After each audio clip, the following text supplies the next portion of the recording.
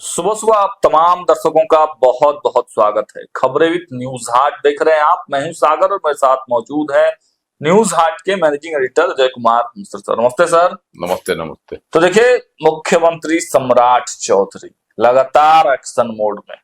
कई कार्यक्रम, कई बैठकें, कई फैसले, लेकिन उनकी सुरक्षा में चूक। बड़ी खबर निकलकर सामने आई है कल कि उनकी सुरक्षा में चूक हो गई है। तो इस पर आज हम विस्तार से बातचीत करेंगे और उसके साथ साथ एक बड़ी खबर ओबरा से निकल कर आ रही है।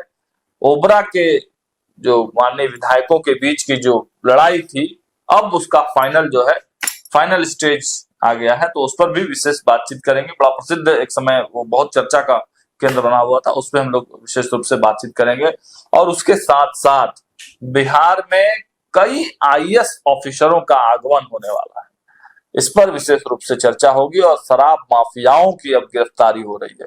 केवल शराब विक्रेताओं की नहीं, बल्कि माफियाओं की गिरफ्तारी हो रही है। इस पर विस्तार से आज बातचीत करेंगे। तो सर, बारी बारी से सभी खबरों पर चर्चा कर लेते हैं।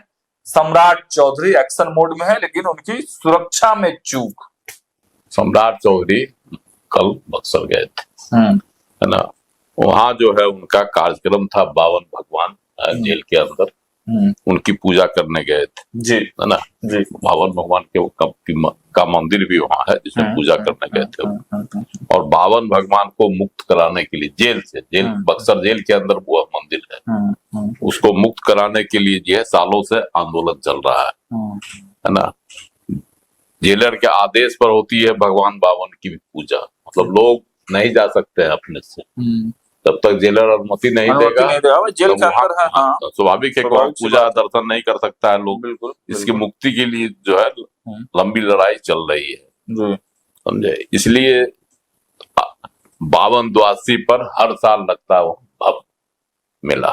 तो 52 द्वादशी है, उसी पर गए थे पूजा पाठ करने मुख्यमंत्री सम्राट चौधरी। लेकिन धूल होने की वजह से उनका हेलीकॉप्टर किला मैदान में उतरने वाला था, वहां नहीं उतर सका और 3-4 चक्कर आकाश में लगाया। और उसके बाद जो है हेलीकॉप्टर का पायलट उसको लेके चला गया बक्सर हवाई अड्डा।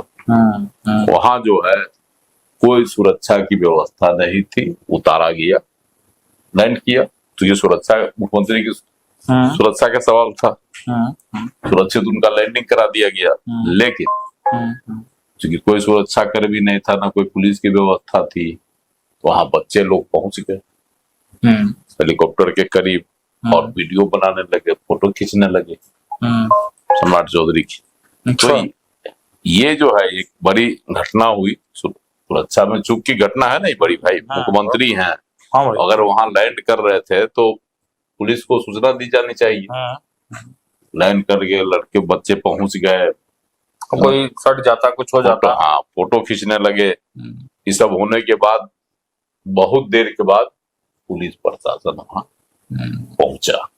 तब वह जो है फिर गाड़ी से गए बक्सर सेंट्रल जेल, जहां 52 भगवान की प्रतिमा, जो हर साल वहां पूजा होती है, मेला लगता है द्वादशी पर, तो उसी में और आश्वासन दिया कि उनको हम जो है मंदिर बाहर बनवाएंगे, मुक्त करेंगे।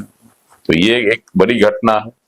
इसके पहले बिल्कुल बड़ी घटना है। तो देखिए, मंदिर लगातार मंदिर जा रहे हैं। अब जेल के अंदर जो भगवान है वहां भी गए हैं, तो आशाएं हैं, लोगों की आकांक्षाएं हैं कि जरूर 52 भगवान वहां से बाहर आएंगे।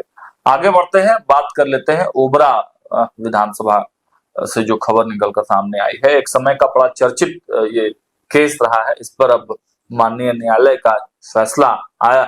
क्या है पूरा मामला सर? प्रमोद कुमार चंद्रवंशी और सोम प्रकाश सिंह वहां से विधायक हुआ करते थे जी, है ना, ओबरा से जी। और वहां जो है उस समय जो है उनके खिलाफ में प्रमोद चंद्रवंशी भी चुनाव लड़े। उसी पर सुप्रीम कोर्ट का फैसला आया। इन्होंने आरोप लगाया था कि वह सरकारी सेवा में रहते हुए प्रमोद कुमार चंद्रवंशी ने चुनाव लड़ा। कौन?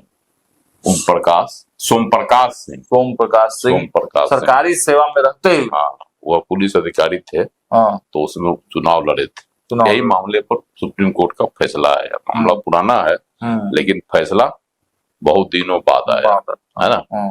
तो अब सुप्रीम कोर्ट के फैसला में एकदम क्लियर कर दिया है कि नहीं, उनके जो पेंशन मिल रहा था विधायक वाला, और जो सुविधाएं मिल रही थी पूर्व विधायक की, वो तमाम सुविधाएं उनकी रोक दी जाए, समाप्त कर दी जाए। इसको रोक दिया जाए और क्या कहता है, उन पर कार्रवाई भी होगी। सूचना नहीं देने का जो सवाल है, आप सरकारी सेवा में रहते हुए चुनाव नहीं लड़ सकते हैं। तो यही आरोप लगाया था प्रमोद कुमार चंद्रवंशी ने। तो इस पर फैसला आया है। मामला पुराना है, 2014 का मामला है।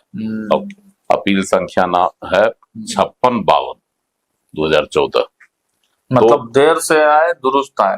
न्याय कहा जाता है कि भारतीय जो हमारी कानून व्यवस्था है, देर हो सकता है न्याय मिलने में, लेकिन न्याय जरूर मिलेगा। तो इसलिए जो है प्रमोद चंद्रवंशी की जीत हुई, है ना। 2010 के विधानसभा चुनाव से जुड़ा है। जिसमें सोम प्रकाश सिंह ओबरा विधानसभा क्षेत्र से विधायक चुने गए थे, निर्दलीय जो चुनाव लड़ते थे। चुनाव से पहले उन्होंने दरोगा पद से इस्तीफा दिया था, लेकिन वह विभागीय कार्रवाई लंबित रहने के कारण स्वीकार नहीं हो पाया। उन्होंने इस्तीफा जरूर दे दिया, लेकिन अब उसी बीच में चुनाव लड़ गए। तो इसीलिए वह कानूनी पचड़े में फंस गए। और उस समय जदयू नेता और उनके प्रतिद्वंदी प्रमोद कुमार चंद्रवंशी, वह जो है जदयू के टिकट पर लड़े थे, है ना। तो इसीलिए जो है ना, उन्होंने केस किया कि वह सरकारी सेवा में रहते हुए, मतलब पुलिस सेवा में रहते हुए चुनाव लड़े, जो गैर संवैधानिक है। और उसी वजह से सुप्रीम कोर्ट ने फैसला सुनाया। अब उन पर जो है इनका जो पेंशन था, सब तो रोक ही दिया गया। अब देखिए आगे क्या इन पर कार्रवाई होती है।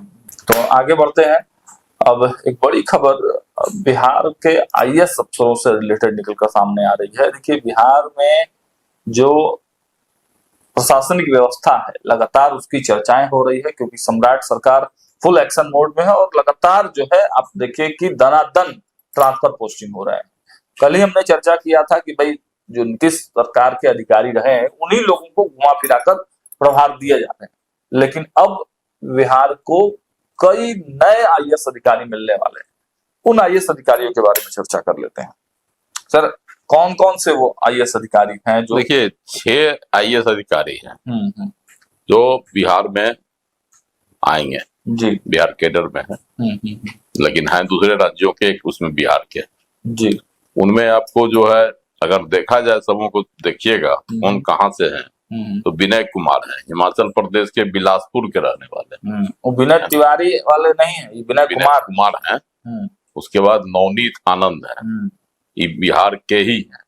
पढ़ाई लिखाई उन्होंने राजस्थान और दिल्ली में की, लेकिन हैं बिहारी। तो वो आ रहे हैं, बिहार आने वाले हैं। और एक है विजय गोयल। विजय गोयल जो है राजस्थान के हैं। अच्छा। और इंजीनियरिंग की उन्होंने पढ़ाई पूरी की है। एक है ताबिश हसन। अच्छा, है ना, यह बिहार के ही हैं और अंचलाधिकारी के पद पर काम भी इन्होंने किया है। यह भी बिहार आ रहे हैं। कोशिंदर राजस्थान के रहने वाले हैं, बीटेक की पढ़ाई की है इन्होंने। और हरियाणा के रहने वाले शुभम की भी बिहार आने वाले हैं, आईएएस अधिकारी हैं, है ना।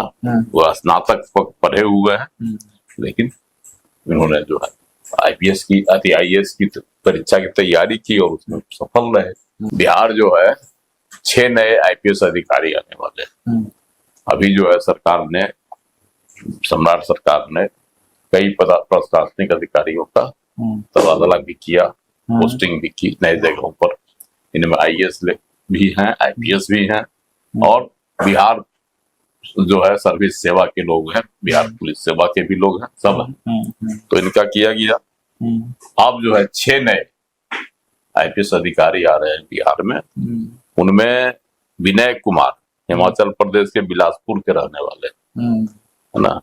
दूसरे हैं नवनीत आनंद, बिहार के हैं, और इन्होंने राजस्थान और क्या कहता है, राजस्थान और दिल्ली में पढ़ाई की है, विनय नवनीत आनंद। तीसरे हैं विजय गोयल, राजस्थान से है, लेकिन इंजीनियरिंग की पढ़ाई किए हुए हैं। चौथे हैं ताबिश हसन, ये बिहार के रहने वाले हैं, पहले जो है यहाँ अंचलाधिकारी भी रहे।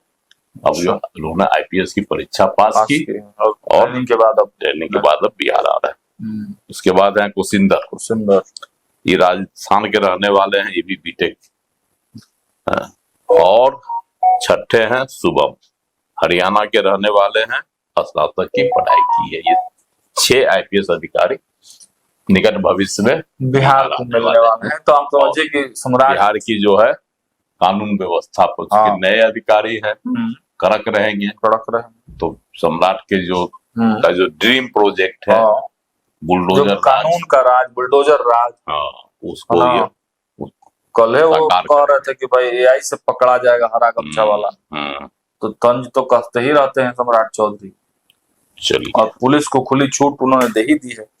तो पुलिस को खुली छूट देने का देखिए फायदा क्या हुआ है कि अब शराब माफियाओं की गिरफ्तारी हो रही है। एक बड़े शराब माफिया जो है वो पकड़े गए हैं। डिटेल के लिए फिर से सर के पास चलते हैं।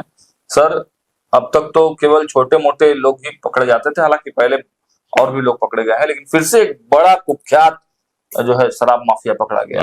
लौकुश नाम है उसका, बहुत बड़ा शराब माफिया उत्तर बिहार का है, समझे। पुलिस ने उसको मेहसी से गिरफ्तार किया। अच्छा। तो ये जो है मुजफ्फरपुर पुलिस को एक बड़ी सफलता लगी है इसमें।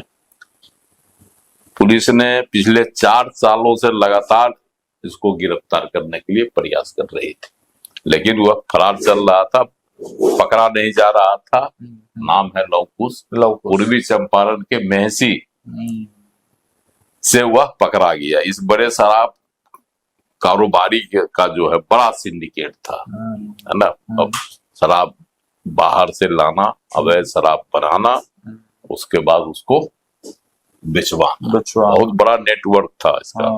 अब यह पकड़ा गया है। तो उत्तर बिहार में जो प्राय आप देखते होइएगा कि जहरीली शराब से जो मौत की खबरें आते रहती है, उस पर भी इनकी गिरफ्तारी से लगाम लगेगी, है ना। बहुत दिनों से मेहसी इलाके में छिपा हुआ था।